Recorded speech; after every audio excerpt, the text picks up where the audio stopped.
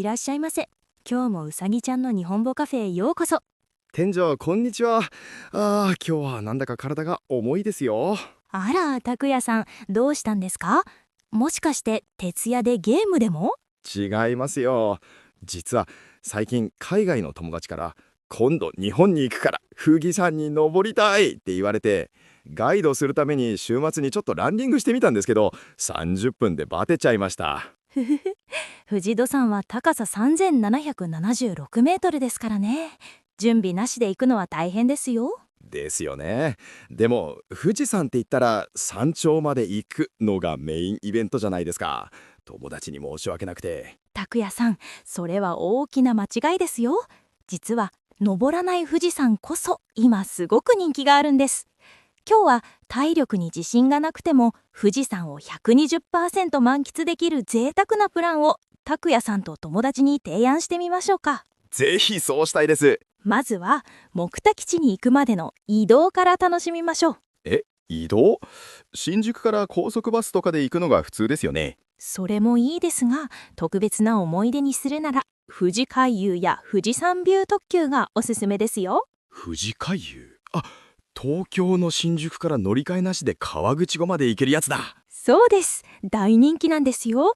でも私が特におすすめしたいのは山梨県にある大月駅から川口湖駅までを走る富士山ビュー特急なんです。何がそんなに特別なんですか？まず車内がとっても豪華なんです。木をたくさん使ったデザインでまるで走るホテルのラウンジみたい。しかも特別車両ではスイーツを楽しみながら富士山を見れるんですよ。スイーツを食べながら、それは友達も喜びそうです。でしょ？ゆったりした椅子に座って流れる景色を眺める。登る時のはあはあという息切れの代わりに美味しいお茶とケーキでふーっとリラックスする。これこそ大人の楽しみ方です。なるほど。移動そのものをイベントにしちゃうわけですね。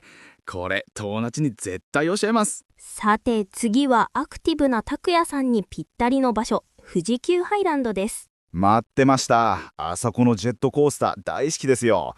でも富士山を楽しむのと関係ありますか？もちろん、富士急ハイランドは世界でも珍しい富士山に一番近い遊園地なんですよ。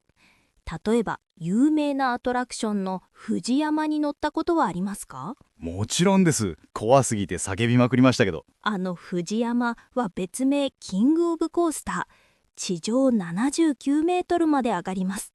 その一番上で一瞬だけ見える富士山、あれはまさに絶景です。確かに登る前に一瞬だけ富士山と同じ目線になったような気がしますよね。すぐに落ちていくのでそれどころじゃなくなりますけど。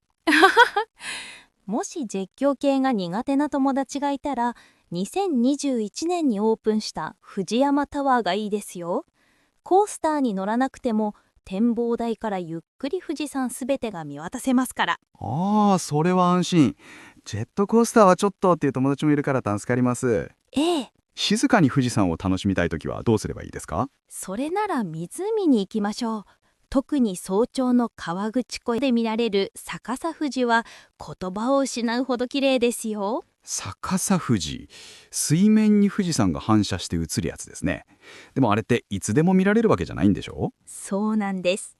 風がなくて水面が鏡のように静かな時、そして晴れている時、その条件があった時だけ現れる奇跡なんです。へえ、特別感がありますね。最近は湖でカヤックをしながら逆さ富士を探すツアーも人気です。自分でカヤックに乗って湖の真ん中で自分と富士山だけの世界に入る。これ登るのと同じくらいの感動があるっていう人もいるんですよ。湖の真ん中で逆さ富士を独り占め、それは一生の思い出になりそうです。たっぷり遊んだ後はやっぱり癒しですよね。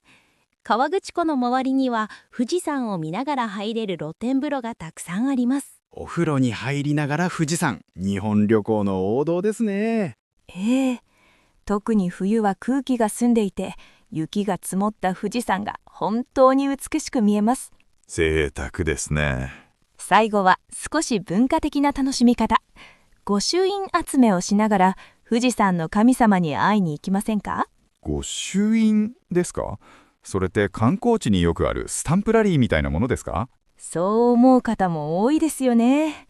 見た目はスタンプに似ていますが、実はもっと深い意味があるんですよ。へえ、スタンプじゃないんだ。じゃあ何なんですか？御朱印というのは、神社やお寺にお参りした証としていただけるものなんです。昔はお経を書いた人だけがもらえる特別なものだったんですよ。お経。じゃあ今はもっとカジュアルになったけど、神様や仏様とのご縁を結んだ印ってことですね。その通りです。だからスタンプラリーと違う大きなポイントが3つあります。まず1つ目は手書きであること。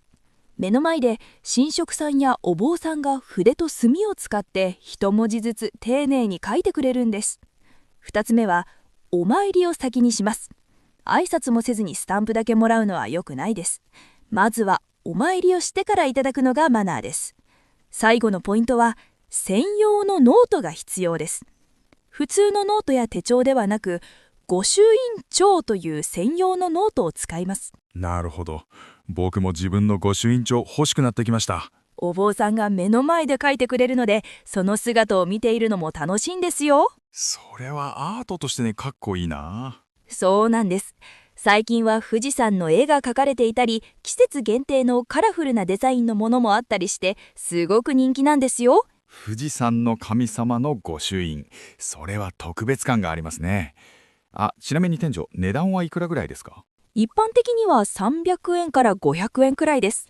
でも、買うではなく、神様へのお供えという気持ちで渡すのが日本らしい考え方ですね。なるほど。お供えか。ただのお土産じゃなくて、旅の安全を祈った思い出になりますね。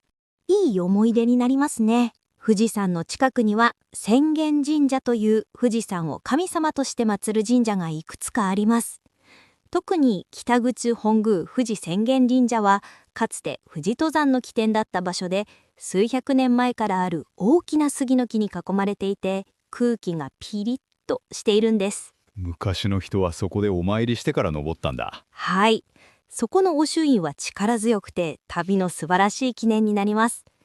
ただ景色を見るだけじゃなくて、日本の精神文化に触れることで、富士山がただの山ではなく神聖な場所なんだと感じられるはずです。なるほど。心が落ち着きそうです。そうそう。あとこれは豆知識ですが、もし友達が新幹線で移動するなら、座席は必ずいい席を指定するように教えてあげてください。お、出ましたね。東京から大阪方面へ行くとき、右側のいい席に座れば車窓からバーンと富士山が見えます。移動中に富士山だって盛り上がれる。これ意外と喜ばれるポイントなんです。確かに新幹線から富士山が見えると、日本人でもテンション上がりますもんね。実は私も新幹線で富士山を見たときは必ず写真を撮ってるんですよ。いやー、店長ありがとうございます。なんだか登らなくても楽しめる自信がついてきました。よかったです。富士山は登れば達成感が味わえますが、離れてみればその美しさと大きさを深く感じることができます。どちらも素晴らしい富士山の姿ですよ。友達には、僕登る体力はないけど最高の楽しみ方は知ってるよって言います。それがいいですね。拓也さん、プランが決まったらまた教えてください。はい。じゃあ今日のコーヒー代これでごちそうさまでした。ありがとうございます。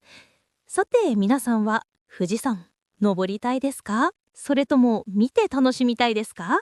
ぜひコメント欄で教えてください。それではまた次回お会いしましょう。